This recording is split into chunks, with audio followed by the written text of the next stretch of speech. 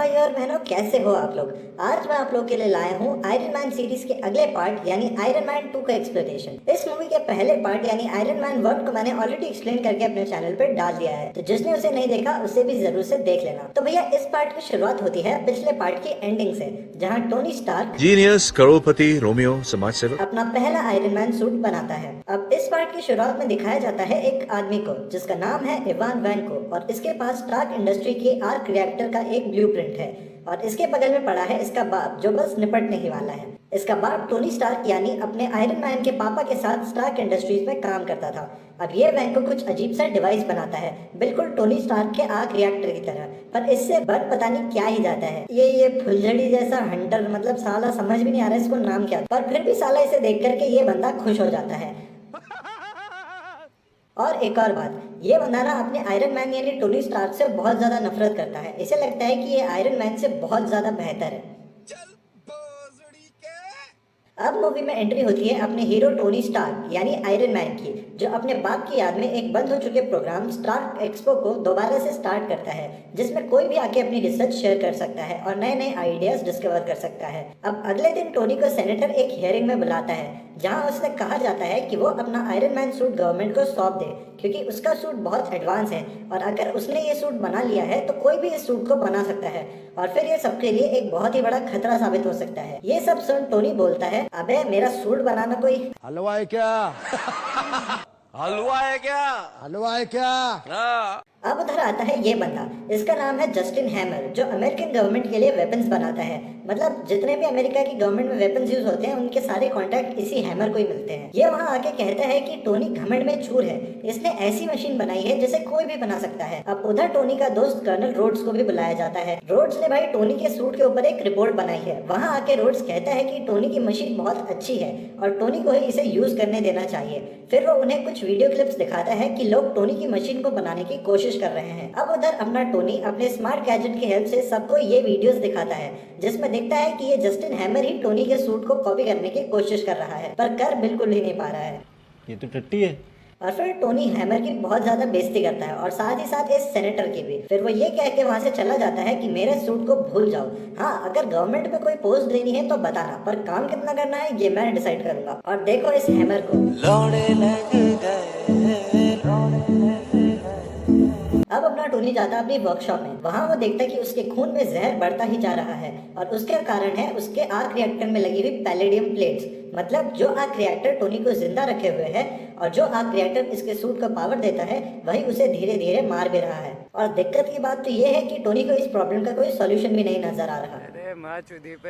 और बेचारा अपने खून में जहर की मात्रा को कम करने के लिए पता नहीं कौन कौन से काढ़े पी रहा है। अब इसको किसी ने बाबा रामदेव के बारे में नहीं बताया भाई, अब इसको कोई बाबा रामदेव के पास भेजोगे, वो इसे पतंजलि नूडल्स खिला के ही ठीक कर देते। अब अपने टोनी के पास आती उसकी असिस्टेंट, जो उस पर बहुत ज्यादा गुस्सा करती। वो उसे बहुत सारी गालियां देती और बोलती, साले बड़ी दुनिया को बचाने में लगा हुआ है, दूसरों को ठीक कर रहा है, दूसरों की बेइज्जतियां कर रहा है, सेनेटर की उड़ा रहा है। साले कंपनी की हालत देखी तूने, कंपनी कितनी नीचे और कितनी लॉस में जा चुकी है, कंपनी की हालत खराब है और तू सूट पे सूट बनाए जा रहा है, करेगा क्या इनका। अब उसकी बकबक सुनने के बाद टोनी उसे अचानक से बोल देता है, अब तू कंपनी संभाल, तू कंपनी की सीईओ बनेगी, आज से सब तेरी मानेंगे, सब तेरी बात मानेंगे, जो फैसला लेना है वो तू खुद लेगी। ये सुन पेपर को कुछ समझ नहीं आता, बहनचोद एक पगले से आदमी की असिस्टेंट से सीधा कंपनी की सीईओ। पेपर के तो बिल्कुल होश ही उड़ जाते हैं। अब अगले दिन टोनी की कंपनी में आती है ये, क्या माल है यार। इसका नाम है नेटली, जो एक एडवोकेट है, पर आगे जब इसका सच खुलेगा ना भाई तो टोनी की सबसे ज्यादा फटेगी। अब वहाँ जब टोनी इसे देखता है तो पेपर से बोलता है, मुझे इसे अपनी सेक्रेटरी बनाना है, तू तो अब सीईओ बन गई है कंपनी की, तो अब मुझे एक नई सेक्रेटरी चाहिए जो कि ये लड़की होगी। अब अपना टोनी और पेपर जाते हैं मोनाको, जहाँ एक रेसिंग इवेंट होती है। वहाँ टोनी को रियल वर्ल्ड का आयरन मैन यानी अपनी दुनिया का आयरन मैन एलोन मस्क मिलता है। भाई बाप आदमी है ये, अगर नहीं जानते इसे तो जान लो। तो जान ले समझ ले, नहीं तो अब अपने टोनी का मूड हो जाता है कि भाई अपनी रेसिंग कार वो खुद चलाएगा, तो वो भाई पहुंच जाता है मैदान में और खुद रेसिंग कार चलाने की ठान लेता है और रेस में उतर जाता है। अब वहाँ आता है इसका दुश्मन इवान वैंको अपने फूलझड़ी वाला हंटर लेकर। अब आते साथ ही भाई ये बंदा रोड के बीच में आ जाता है और बीच में आकर के निकाल लेता है अपने वो फूलझड़ी वाला हंटर यानी अपना वेपन। और भाई उस वेपन से इतना हार्ड वेपन रहता है साले का, भाई ये कारों पे मारता है और कारें 2 टुकड़ों में कट जाती है। खतरनाक वेपन। वहां पर भाई ये रेसर्स और अपनी टोनी की कारों को बीच से काट देता है। अब अपना टोनी दूर जाके फेंकाता है। वहाँ ये अकेला ही खतरनाक तबाही मचा देता है और टोनी के पीछे पड़ जाता है। बड़ी मुश्किल से अपना टोनी अपनी जान बचाता है। अब ये सब देख पेपर हैप्पी के साथ जाती है टोनी के पास उसका सूट लेके। अब हैप्पी जाकर के कार वैंको में ठोक देता है पर वैंको को कुछ नहीं होता।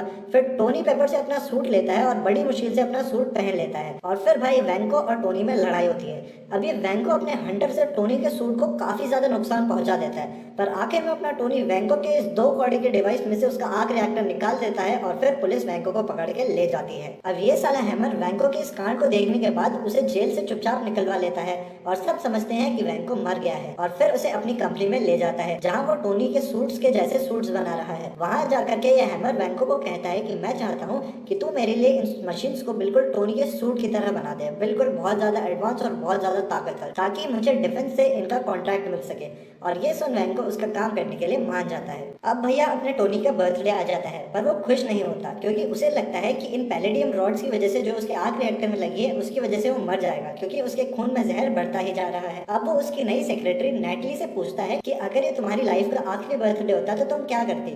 तो वो बोलती है कि मैं अपना ये बर्थडे पूरी धूमधाम से मनाती और फिर अपना टोनी भी यही करता है। वो खूब शराब पीता है भाई और अपने बर्थडे पार्टी में धूम मचा देता है और फिर पेपर के लाख कहने के बाद भी वो पार्टी को नहीं रोकता। अब वहाँ रोड्स आता है और उसे समझाने की कोशिश करता है पर टोनी उसकी भी नहीं मानता। अब ये सब देख रोड्स को बहुत ज्यादा गुस्सा आ जाता है और वो नीचे जाके टोनी का एक सूट पहन करके ऊपर आ जाता है और फिर सबको उस पार्टी से भगा देता है। अब वो टोनी से कहता है सूट उतारने को पर टोनी उसकी एक नहीं मानता। फिर उन दोनों के बीच में भाई खतरनाक वाली लड़ाई होती है और दोनों एक दूसरे को खूब पिलते हैं पर आखिर में रोड्स टोनी का एक सूट लेकर के वहां से चला जाता है। अब दुखी टोनी से मिलने आता है निक फ्यूरी। अब तुम लोग पूछोगे भाई ये निक फ्यूरी कौन है, तो भाई ये निक फ्यूरी है ना, ये शील्ड एजेंसी का हेड है जो एक खुफिया एजेंसी है। ये भी भाई बहुत कांडी आदमी है। अब वहाँ फ्यूरी टोनी से कहता है कि मैं एक टीम बना रहा हूँ जिसका नाम है एवेंजर्स, पर टोनी उसकी टीम में शामिल होने से मना कर देता है। अब वहाँ आती है नेटली पर एक अलग ही अवतार में। वहाँ फ्यूरी उसे एजेंट नताशा कह के पुकारता है और ये देख टोनी की फट जाती है। मैंने कहा था ना जब इसका सच निकलेगा तो टोनी की सबसे ज्यादा फटेगी। भाई ये जो नेटली है ना ये दरअसल में एक एजेंट है जो शील्ड के लिए काम करती है। वहाँ आकर नताशा टोनी को एक इंजेक्शन लगाती है जिससे उसकी बॉडी में पैलेडियम की वजह से जो जहर फैला हुआ था वो बहुत कम हो जाता है। पर नताशा उससे कहती है कि ये तेरी प्रॉब्लम का परमानेंट सोल्यूशन नहीं है, बस कुछ देर के लिए ही काम करेगा। अब फ्यूरी टोनी को उसके घर में हाउस अरेस्ट कर देता है और फिर उसे बताता है कि वैंको का बाप तेरे बाप के साथ ही काम करता था और तेरे पापा ने ही शील्ड एजेंसी बनाई थी। ये सुन टोनी को एक और झटका लगता है। फिर फ्यूरी से बताता है कि क्योंकि वैंको के बाप के इरादे ठीक नहीं थे इसलिए तेरे बाप ने उन्हें देश से बाहर भगवा दिया था। फिर उसका बेटा हुआ वो भी उसी की तरह बुरे काम करता रहा और जेल भी जा चुका है और अब तेरे पीछे पड़ा हुआ है। और क्योंकि अभी अभी उसका बाप निपटा है और उसे लगता है कि उसके बाप की खराब हालत तेरे पापा की वजह से ही हुई थी इसलिए वो तुझे नहीं छोड़ने वाला। फिर फ्यूरी उसे कहता कि अब तो इसी घर में रहेगा, बाहर से तेरे सारे कॉन्टैक्ट्स काट दिए गए हैं और फिर उसे उसके पापा का एक ब्रीफकेस देके वहां से चला जाता है। अब टोनी उसके पापा का ब्रीफकेस के सारे सामान देखता है और उसमें कुछ वीडियोस भी रहती हैं जिसमें उसका पापा एक सीक्रेट प्रोजेक्ट के ऊपर काम कर रहे थे जिसका नाम था स्वच्छ ऊर्जा प्रोजेक्ट, यानी एक तरह का आग रिएक्टर। अब एक वीडियो में टोनी के पापा हार्वर्ड स्टार्क टोनी के लिए एक मैसेज छोड़ के जाते हैं। वो कहते कि टोनी तू मेरी सबसे बड़ी रचना है और तू बहुत कुछ करने वाला है, बस अपने आप पर भरोसा रखना। अब अपना टोनी जाता पेपर के पास। वहाँ उसके पापा को वीडियो में दिखाया हुआ वो प्रोजेक्ट का प्रोटोटाइप देखता है। अब वो उसे अपने साथ अपनी वर्कशॉप में लेकर के आ जाता है। फिर उसे अच्छे से स्टडी करने के बाद वो देखता है कि बेटा उसके पापा तो ऑलरेडी उसके लिए एक आर्क रिएक्टर बना करके गए हैं जिसमें पैलेडियम की भी जरूरत नहीं है।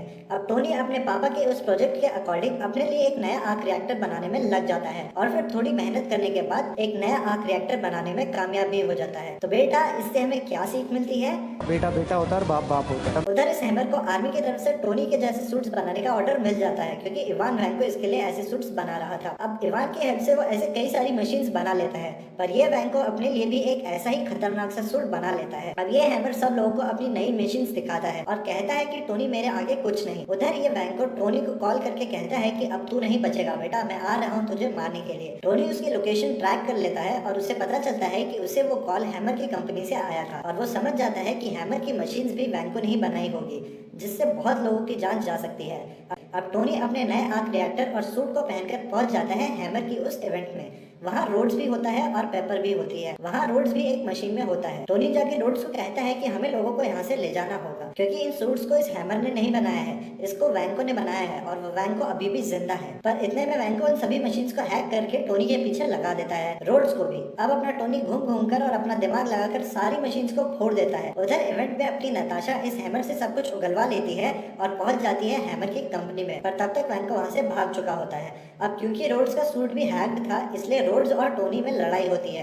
अब नताशा हैमर की कंपनी में जाकर के रोड्स के सूट को ठीक कर देती है, पर इतने में उन दोनों के पास इवान वैंको आ जाता है अपने नए सूट को लेके, एक बड़ी सी फुलझड़ी वाले हंटर को लेकर के। वहाँ पहले इवान टोनी और रोड्स दोनों को खूब पिलता है और आखिर में टोनी और रोड्स अपना दिमाग लगा के उसे निपटा देते हैं। पर ये साला वैंको बहुत ही ज्यादा हरामी और शातिर था। ये साला उन सारी मशीन्स में जो कि डिस्ट्रॉय हो चुकी थी, उनके अंदर ऑटो डिस्ट्रक्शन का प्रोग्राम एक्टिवेट कर देता है, जिससे कुछ ही टाइम में ये सारी मशीन्स फटने वाली होती है। अब टोनी को याद आता है कि पेपर भी इसी इवेंट में थी और उसके पास भी कोई ना कोई मशीन होगी, तो वो भाग कर पेपर के पास जाता है और इससे पहले कि पेपर के पास पड़ी मशीन ब्लास्ट होती, टोनी उसे वहां से उड़ा करके ले जाता है और उसकी जान बचा लेता है और मूवी की हो जाती है हैप्पी एंडिंग। तो यार ये थी अपनी आज की मूवी आयरन मैन। वीडियो कैसी लगी कमेंट करके बताना बिल्कुल मत भूलना। वीडियो पसंद आई तो इसे लाइक करना और अपने दोस्त, भाई, बहन, बेटा, बेटी, मौसा, चाचा, फूफा, ताऊ सबके साथ, मतलब सबके साथ शेयर कर डालना और मेरे चैनल को सब्सक्राइब जरूर से कर लेना। तो मिलते हैं नेक्स्ट वीडियो में।